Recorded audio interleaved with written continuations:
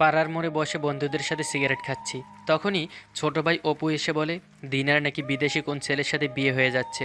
কথাটা শুনে আমার মাথায় রক্ত চেপে যায়। বাইক স্টার্ট দিয়ে ফুল স্পিডে চলে এলাম দিনার বাসার সামনে। বাইক থেকে নেমে দৌড়ে ভেতরে গিয়ে দেখি দিনা বউ সেজে বসে আছে, আর পাশে একটা ছেলে বরের বসে বসে আছে। আমি ভেতরে ঢুকেই ঝাড়বাতিগুলোতে গুলি করি, সাথে সাথে ঝাড়বাতিটা ফ্লোরে পড়ে চূর্ণ বিচূর্ণ হয়ে যায়। সবার নজর আমার দিকে। আমাকে দেখে দিনা ভয়ে কাঁপতে শুরু করে। আমি দিনার কাছে গিয়ে ওর হাত শক্ত করে ধরে একটানে আমার কাছে নিয়ে এনে বলি, তোর অন্য কাউকে বিয়ে করার খুব শখ তাই না? আজ তোর শখ আমি সারা জীবনের জন্য গুছিয়ে দিব। বলেই সবার সামনে দিনার ঠোঁটে নিজের ঠোঁট ডুবিয়ে দেই। ইচ্ছা মতো কিস করতে থাকি, আর সাথে দিনার ঠোঁটে কামড়। ব্যথায় দিনার চোখ থেকে পানি পড়ছে। রাগে আমার মাথা আগুন হয়ে আছে। সব রাগ দিনার ঠোঁটের ওপর দিয়ে ঝাড়ছি। 3 মিনিট পরে ছেড়ে দিতেই দিনা ওর ঠোঁট ধরে কান্না করছে। আমি দিনার আব্বুকে বলি, রহমান সাহেব, কতবার বলেছি ভুল করেও আমি স্যার অন্য কারোর সাথে দিনার বিয়ে দেবার চেষ্টা করবেন না। আমার কথার অবাধ্য হয়ে কাজটা আপনি ভালো করেননি। বর উঠে আসতে গেলে আমি ওর পায়ে গুলি করি, সাথে সাথে পা ধরে বসে চিৎকার করতে থাকে। দিনা ভয়ে চোখ বন্ধ করে আছে। আমি বললাম, আহা জান, তুমি কেন ভয় পাচ্ছ? আমি তোমাকে কিছুই করবো না এখন। তবে তুমি আজ যেই ভুলটা করতে যাচ্ছিলে, এটার জন্য এখন এই মুহূর্তে আমাকে তোমার বিয়ে করতে হবে। আমি কান্না করতে করতে বললাম, না, কিছুতেই আমি আপনাকে বিয়ে করব না। আপনি একটা গুন্ডা, খুনি। আমি যেমনই হই, তোকে আমাকেই বিয়ে করতে হবে। আমি মরে যাব, তবুও আপনাকে বিয়ে করব না। ওহো, এই চিন্তা ভুলেও করো না। আর সোজা আঙ্গুলে ঘি না উঠলে আঙ্গুল কিন্তু বাঁকাতে হয়, জান আমি। আপনার যা ইচ্ছা করুন, তবুও আমি আপনাকে বিয়ে করব না। ভেবে বলছো তো? তুমি খুব ভালো করেই জানো আমি নিজের স্বার্থের জন্য সব কিছু করতে পারি, সব কিছু। হ্যাঁ, আমিও দেখতে চাই আপনি কি করতে পারেন। আমি চোখ বন্ধ করে একটা নিঃশ্বাস ছেড়ে শান্ত চোখে দিনের দিকে তাকিয়ে বলি, ভালো করে বলছি রাজি হয়ে যাও, না হলে আমি যা করতে চাইছি না তাই করতে বাধ্য হব। কি করবেন আপনি? আমাকে রেপ করবেন, মেরে ফেলবেন? তাই করুন। আপনার মতো একটা খুনির সাথে থাকার চেয়ে মরে যাওয়াই ভালো। আমি পিস্তলটা দিনের বাবার দিকে তাক করে বলি, এখন এই মুহূর্তে যদি তুই আমাকে বিয়ে না করিস, তোর বাপের লাশ ফেলে দিতে আমি দ্বিতীয়বার ভাববো না। না, আমার বাবার কোনো ক্ষতি করবেন না।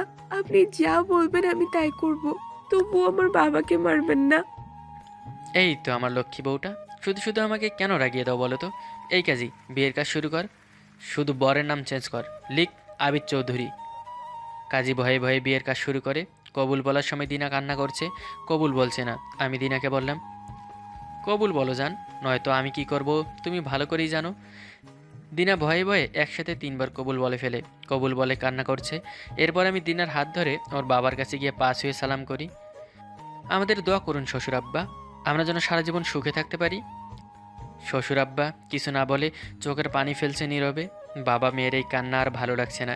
দিনার হাত ধরে টেনে বাসা থেকে বের হয়ে বাইকে করে চলে আসি আমাদের বাসায়। বাসায় এসে দিনাকে রুমে নিয়ে গিয়ে ছুঁড়ে বিছানায় ফেলে দেই। দিনা ভয়ে ভয়ে কয়েকটা শুকনো ঢোক গিলে কাপা কাপা কণ্ঠে বলে, দেখুন, আমার কাছে আসবেন না। আ- আপনি জোর করে আমাকে বিয়ে করতে পারেন, কিন্তু এখন যদি কিছু করেন তাহলে আমার লাশ দেখবেন। না জান, আমি তোর অনুমতি ছাড়া তোমার গায়েও হাত দিব না। তবে ভুল করে আমাকে ছেড়ে যাওয়ার চেষ্টা করো না, তাহলে আমি তোমার বাবার সাথে কি করতে পারি তা তুমি ভাবতেও পারবে না। বলেই আমি ওয়াশরুমে চলে যাই, আর দিনা বিছানায় বসে কান্না করছে। চলুন ফ্রেশ হতে হতে পরিচয়টা দেওয়া যাক। আমি আবির চৌধুরী। বাবা মাকে জানি না, ছোট থেকে রাস্তায় বড় হওয়া, মানুষের লাথি উষ্টা খেতে খেতে বড় হয়েছি। কারো থেকে কিছু চাইতে গেলে চর থাপ্পড় খেয়েছি। একদিন পরিচয় হয় ফিরাস কাকার সাথে, সেই আমার হাতে অস্ত্র তুলে দেয়। এরপর থেকে হয়ে যায় মাফিয়া। আর যে মেয়েটার জোর করে বিয়ে করলাম, ওর নাম দিনা, স্কুল মাস্টার লুৎফর সাহেবের মেয়ে। এবার মাস্টার্স শেষ করলো। আজ থেকে 3 বছর আগে আমি প্রথম দেখি দিনাকে। সেদিন থেকে আমার মনের দিনার ছবি এঁকে গেছে। ফ্ল্যাশব্যাক। ফিরাজ কাকার একটা লোকের ছবি হাতে দিয়ে বলে তাকে পৃথিবী থেকে সরিয়ে দিতে।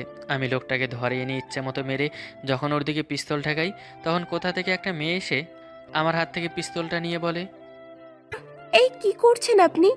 একে তো লোকটাকে এভাবে মেরেছেন, আর এখন একেবারে মারতে চাইছেন। আপনার কি একটুও মায়া দয়া নেই? আমি অপলক দৃষ্টিতে মেয়েটার দিকে তাকিয়ে আছি। সাদা একটা 3 পিস পরেছে, ওড়নাটা মাথায় দেয়া, ঠিক যেন কোনো এক পরী মনে হচ্ছে। মেয়েটা আবার বলে, এই এমন করে কি দেখছেন, ওনাকে সরি বলুন। আমি মেয়েটার দিকে থেকে মাথাটা একটু বাঁকিয়ে লোকটার দিকে তাকিয়ে বলি, সরি। লোকটা দৌড়ে চলে যায়। মেয়েটা আমার দিকে তাকিয়ে একটা মিষ্টি হাসি দিয়ে চলে যায়। আমি ঠাই দাঁড়িয়ে আছি সেখানে। মেয়েটা একটু দূরে গিয়ে আবার আমার দিকে তাকিয়ে একটা মুচকি হাসি দিয়ে চলে যায়। আমি বুকের বাঁ পাশে হাত রেখে বলি, লাগতা হে মুঝে প্যার হো গেয়া রে। আমার কথা শুনে অর্ণব মিলন হ্যাঁ করে আমার দিকে তাকিয়ে আছে। আমি মিলনকে ডেকে বলি মেয়েটার খোঁজ নিতে। বর্তমান। এরপর থেকে আমি দিনার পিছনে লেগে থাকি। যেখানে যাই ছায়ার মতো আমি ওর পেছনে থাকি। অনেকবার ভালোবাসিও বলেছি, কিন্তু আমাকে প্রতিবার ফিরিয়ে দেয়। আর এরপর তো আপনারা জানেন কিভাবে বিয়ে হলো। আমি বিছানায় বসে কান্না করছি আর মনে মনে বলছি, কেন যে ওই দিন পাকনামি করে ওই গুন্ডাটার সামনে গিয়েছিলাম। সেই দিনের পর থেকে আমার জীবনটা নরক বানিয়ে দিয়েছে। আর এখন তো বিয়েই করে নিয়েছে। আল্লাহ জানে এখন আমার কপালে কি আছে। আমি ওয়াশরুম থেকে বের হয়ে দেখি দিনা এখনও বসে বসে কান্না করছে।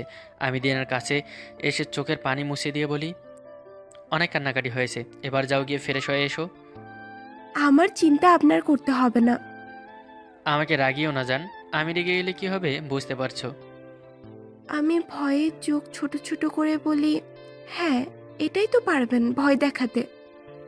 তুমি চাও আমি ভয় না দেখিয়ে ভালোবাসি, এটা বললেই তো হয়। আমি একবারও এই কথা বলেছি আমার গুন্ডার ভালোবাসা লাগবে না।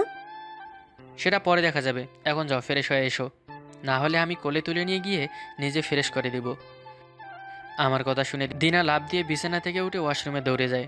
আমি দিনার এমন কাণ্ড দেখে হেসে দেই। এরপর আমি অনলাইনে খাবার অর্ডার করে বসে আছি। একটু পর ওয়াশরুমে দরজা খোলার শব্দে সেদিকে তাকিয়ে আমি হাঁ করে আসি। দিনা একটা নীল সাদা রঙের থ্রি পিস পরেছে, কতটা মায়াবী লাগছে এখন। ইচ্ছে তো করছে এখন দিনার মাঝে হারিয়ে যাই। আমি ওয়াশরুম থেকে বের হতেই দেখি গুন্ডাটা আমার দিকে কেমন করে তাকিয়ে আছে। ইচ্ছে করছে চোখ দুটো গেলে দেই, কিন্তু কি আর করব, ইচ্ছে থাকলে উপায় নেই। তাই চোখ নামিয়ে বিছানায় গিয়ে বসে পড়ি।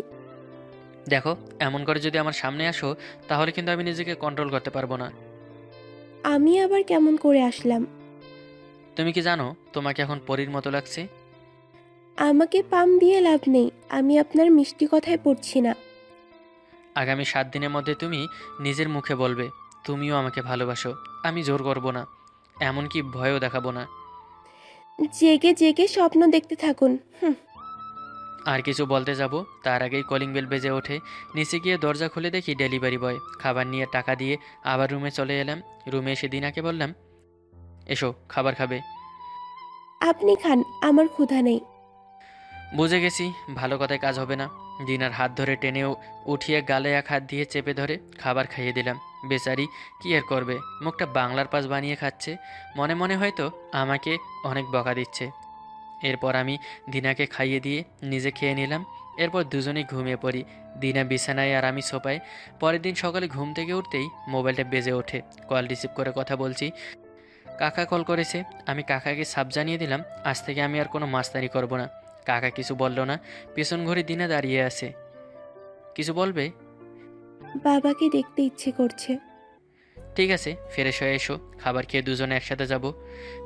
দিনা খুশি হয়ে মনে ওয়াশরুমে চলে যায়। আমি মনে মনে বলছি, গুন্ডাটাকে যতটা খারাপ ভেবেছি অতটাও খারাপ না। কাল চাইলে আমার সাথে জোর করে সব করতে পারতো, কিন্তু আমি না বলাই কিছুই করেনি। আর এখন একবার বললাম আর বললো আমাকে বাবার কাছে নিয়ে যাবে। আরে আমি এসব কি ভাবছি? আমি এক রাতেই গুন্ডাটার প্রেমে পড়ে গেলাম। না না, আমি ওই গুন্ডাটাকে ভালোবাসি না। এমন আরও অনেক কথা বলতে বলতে ফ্রেশ হয়ে আসে। আমিও গিয়ে ফ্রেশ হয়ে এসে দুজনে সকালে নাস্তা করে চলে যাই শ্বশুরবাড়ি। দিনা তার বাবাকে জড়িয়ে ধরে কান্না করে। আমি গিয়ে শ্বশুরমশাইয়ের পাশ হয়ে সালাম করি। সারাদিন সেখানে থেকে সন্ধ্যায় বাসায় চলে আসি। বাসায় এসে দুজনেই ফ্রেশ হয়ে নেই। রাতে আমি দিনাকে বললাম, ছাদে যাবে? আপনার যেতে ইচ্ছে করছে যান, আমি যাব না। চলো না একসাথে জ্যোৎস্না বিলাস করব, ভালো লাগবে তোমার। দিনা কিছু সময় ভেবে বলল, ঠিক আছে চলুন। তারপর আমরা দুজন ছাদে গিয়ে দোলনায় বসি। কিছু সময় কথা বলে আমি দিনার কোলে মাথা রেখে শুয়ে পড়ি। আরে এটা কি হচ্ছে? আপনি আমার কোলে কেন শুলেন? আমি আমার বউয়ের কোলে শুয়েছি, কোনো সমস্যা? কে আপনার বউ? আমি এই বিয়েই মানি না। জোর করে বিয়ে করেছেন আপনি আমাকে। সে যেভাবেই করি, বিয়ে তো হয়ে গেছে। খুব ভালো করেই বুঝতে পারছি এই গুন্ডাটা আমার কথা শুনবে না, তাই আর কিছু বললাম না। নিজের অজান্তে একটু পর আমার হাত আবিদের মাথায় চলে যায়। আবিদ মুচকি হেসে চোখ বন্ধ করে আছে। একটু পর দিনা বুঝতে পারে সে কি করছে, তাই হাত ছড়িয়ে নেয়। আমি বললাম, ভালোই তো লাগছিল, চুলে বিলি কেটে দিচ্ছিলে। ইস, আমার বয়ে গেছে আপনার চুলে বিলি কেটে দিতে। আমি মুচকি হেসে দিনার হাতটা আমার বুকের ওপরে রাখি। প্রথমে ছোটাতে চাইলেও পরে আর সরায় না। এভাবে অনেক সময় বসে থাকি। হঠাৎ জ্যোৎস্না মাখা আকাশটা কালো মেঘে ছেয়ে যায় আর ঝুম বৃষ্টি শুরু হয়। আমি চলে আসতে চাইলেও দিনা বৃষ্টিতে ভেজার বায়না ধরে। আমি আর না করিনি। দিনা দুহাত দুদিকে ছড়িয়ে দিয়ে ঘুরছে। আমি মুগ্ধ নয়নে তাকিয়ে দেখছি। অনেক সময় দুজনে বৃষ্টিতে ভিজে রুমে এসে চেঞ্জ করে নেই। দিনা একটু পর হাসি দিচ্ছে। খুব বুঝতে পারছি রাতে ঝড় আসবে। কতবার বললাম ভিজতে হবে না, এখন হাসি দিচ্ছ কেন? কিছু হবে না, আমার অভ্যাস আছে বৃষ্টিতে ভেজা। সেটা তো দেখতে পারছি। যাও শুয়ে পড়ো। বলেই দুজনে শুয়ে পড়ি। আমি আজও সোফায় আর ম্যাডাম বিছানায়। রাতে দিনের ঘুমের আওয়াজে ঘুম ভেঙে যায়। কাছে এসে দেখছি কাঁপছে। কপালে হাত দিতেই দেখি গা পুড়ে যাচ্ছে। তাড়াতাড়ি করে একটা বাটিতে করে অল্প পানি এনে মাথায় জলপট্টি দিতে থাকি। ঘুমের ঘরে দিনে আমার শক্ত করে জড়িয়ে ধরেছে। ওর হাতের নখ আমার হাতের মধ্যে ডুবে গেছে। রক্ত বের হচ্ছে, সেদিকে আমার খেয়াল নেই। এভাবেই দিনার মাথার জলপট্টি দিতে দিতে ওর মাথার পাশেই ঘুমিয়ে যাই। দিনা সকালে ঘুম থেকে উঠে দেখে আমি ওর মাথার পাশে বসে ঘুমিয়ে আছি, আর ও আমার এক হাত শক্ত করে চেপে ধরে আছে, আর ওর নখ আমার হাতে ডুবে আছে, রক্ত জমাট বেঁধে আছে। দিনা আতকে ওঠে এটা দেখে, মনে মনে বলে, এটা আমি কি করেছি? আর উনি কেন হাত সরাননি? ওনার কি কষ্ট হয়নি? সারা রাত এভাবে কষ্ট সহ্য করেছে। পাগল নাকি উনি? দিনার নড়াচড়া করে আমার ঘুম ভেঙে যায়। আমি উঠে বসে ঢোক গিলে বললাম, কখন উঠেছো তুমি? একটু আগেই উঠেছি। আমি আপনার হাত এমন করে কখন ধরেছি? রাত 3টায়। আপনি আমার হাত ছড়িয়ে দিলেন না কেন? বউয়ের ভালোবাসা নাই পেলাম, আঘাত তো পেলাম। আপনি কি পাগল নাকি? সারা রাত এভাবে কষ্ট সহ্য করেছেন। তেমন কিছু হয়নি, ঠিক হয়ে যাবে। দিনা শোয়া থেকে উঠতে গেলে আমি বলি, আরে কি করছো, শুয়ে থাকো, তুমি এখন অসুস্থ।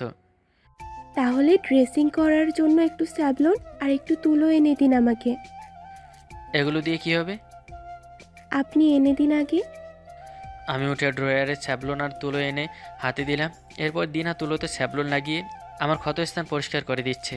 আমি চোখ বন্ধ করে আছি। দিনা ফু দিচ্ছে আর ড্রেসিং করছে। ড্রেসিং করা শেষ হলে ওর ওড়নার কিছু অংশ ছিঁড়ে আমার হাতে বেঁধে দেয়। আমি মুচকি হেসে বললাম, বরের জন্য কষ্ট হচ্ছে বুঝি? আমার বয়েই গেছে আপনার জন্য কষ্ট পেতে। সেটা তো বুঝতেই পারছি। আচ্ছা এসো, আমি তোমাকে ধরে বসিয়ে দিয়ে ফ্রেশ করে দিচ্ছি। বলি দিনাকে ধরে আস্তে করে খাটের সাথে হেলান দিয়ে বসিয়ে দিয়ে ওয়াশরুম থেকে একটা মগে করে পানি নিয়ে এসে ফ্রেশ করিয়ে তোলা দিয়ে মুখ মুছে দিয়ে বলি, তুমি বসে থাকো, আমি খাবার নিয়ে আসছি। আপনি এই হাতে এখন খাবার বানাবেন? না, ফ্রিজে খাবার আছে, শুধু একটু গরম করে নিলেই হবে, জাস্ট 10 মিনিট। বলেই আমি নিচে এসে খাবার গরম করছি আর ডক্টরকে কল করে আসতে বলি। খাবার গরম হয়ে গেলে আমি খাবার নিয়ে রুমে এসে নিজ হাতে দিনাকে খাইয়ে দেই। দিনা বলে, আমি আপনাকে খাইয়ে দেই? আমি মুচকি হেসে মাথা নাড়িয়ে হ্যাঁ বলতেই দিনা খুব যত্ন সহকারে আমাকে খাইয়ে দেয়। আমার চোখ থেকে পানি পড়তে থাকে। দিনা আমার চোখে পানি দেখে বলে, কি হলো? আপনি কান্না করছেন কেন? আমি কি ভুল কিছু করেছি? আমি চোখে পানি মুছে বললাম, না, কোনো ভুল করনি। আসলে এর আগে কেউ আমাকে এভাবে খাইয়ে দেয়নি তো, তাই চোখ থেকে পানি পড়ছে। আমি তোমার সাথে অন্যায় করেছি তাই না? না, সবাই তো নিজের ভালোবাসার মানুষটাকে নিজের করে পেতে চায়। আপনিও সেটাই করেছেন। আর আপনাকে এভাবে কেউ খাইয়ে দেয়নি মানে? আপনার আম্মু? আমি জানি না কে আমার বাবা, কে আমার মা। এরপর দিনাকে আমার ছোট থেকে বেড়ে ওঠা, কিভাবে মাস্তান হলাম সব বললাম। সব শুনে দিনা বলল, এত কষ্ট নিয়েও কিভাবে এত হাসি খুশি থাকেন? জানি না, একটা কথা রাখবে দিনা? কি কথা বলুন? প্লিজ আমাকে কখনো ছেড়ে যেও না। তোমাকে ঘিরে আমি নতুন করে বাঁচতে চাই। তাহলে বলুন, এই গুন্ডামি মস্তানি ছেড়ে দিবেন? সব ছেড়ে দেব। আমি ঠিক তোমার মনের মতো করে নিজেকে গড়ে তুলব। শুধু তুমি আমার পাশে থেকো। দিনা কিছু বলতে যাবে তখনই ডক্টর চলে আসে। এরপর ডক্টর দিনাকে চেক আপ করে কিছু মেডিসিন লিখে দিয়ে চলে যায়। এভাবে দেখতে দেখতে কেটে যায় 1 মাস। আমাদের মাঝে এখন খুব ভালো সম্পর্ক, তবে হাজব্যান্ড ওয়াইফের সম্পর্কটা হয়নি। দিনা আজ সকালে ওর বাবার কাছে গেছে। আমি সন্ধ্যায় বসে মদ খাচ্ছি। হঠাৎ কলিং বেল বেজে ওঠে। আমি দরজা খুলে দেখি দিনা কিছুটা নেশা হয়ে গেছে। দিনা আমাকে দেখে বলে, আপনি মদ খেয়েছেন? তো কি করব, নিজের বউ ভালোবাসে না? আমিও খাবো। বলেই গিয়ে আমার গ্লাসটা হাতে নিয়ে মুখের সামনে এসে নাক ছিটকায়। আমি হেসে দেই। তা দেখে দিনা বলে, এত হাসার কিছু হয়নি, প্রথমবার তাই এমন হচ্ছে। বলেই নাক চেপে ধরে এক চুমুককে পুরো গ্লাস শেষ করে দেয়। আমার চোখ তো কপালে। এরপর দেখি পুরো বোতল মুখে নিয়ে খেতে শুরু করছে। কিছুটা খাওয়ার পর আমি গিয়ে তাড়াতাড়ি করে বোতলটা কেড়ে নেই ওর থেকে। দিনা কেমন করে আমার দিকে তাকিয়ে আছে। কিছু বলতে যাব, তার আগে আমার শার্টের কলার ধরে ওর ঠোঁট আমার ঠোঁটের সাথে মিশিয়ে দিয়ে পাগলের মতো কিস করতে থাকে। দুজনে নেশায় থাকে, কিছুই বুঝতে পারছি না। সকালে ঘুম ভাঙতে দেখি দিনা আমার বুকের ওপর শুয়ে আছে। ভালো করে খেয়াল করতেই বুঝতে পারি আমাদের গায়ে কিছুই নেই। তার মানে সব হয়ে গেছে। একটু পর খেয়াল করি দিনা নড়াচড়া করছে। আমি ঘুমের অভিনয় করে চোখ বন্ধ করে রাখি। দিনের ঘুম ভাঙতে দেখি আমার বুকের ওপর আর দুজনেই খালি গায়ে।